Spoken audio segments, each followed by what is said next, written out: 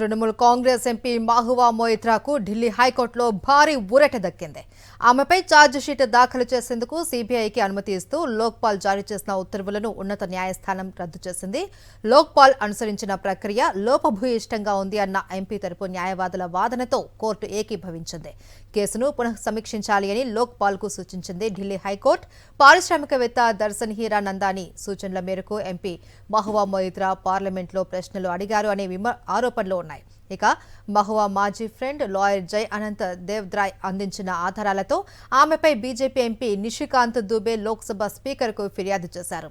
MP Moitra పార్లమెంట్లో అడిగిన మొత్తం 61 ప్రశ్నల్లో సుమారు 50 ప్రశ్నలు దర్శన్ హీరా నందాని ఆయన కంపెనీ వ్యాపార ప్రయోజనాలను పరిరక్షించేందుకే అడిగినట్టుగా దుబే ఆరోపించారు.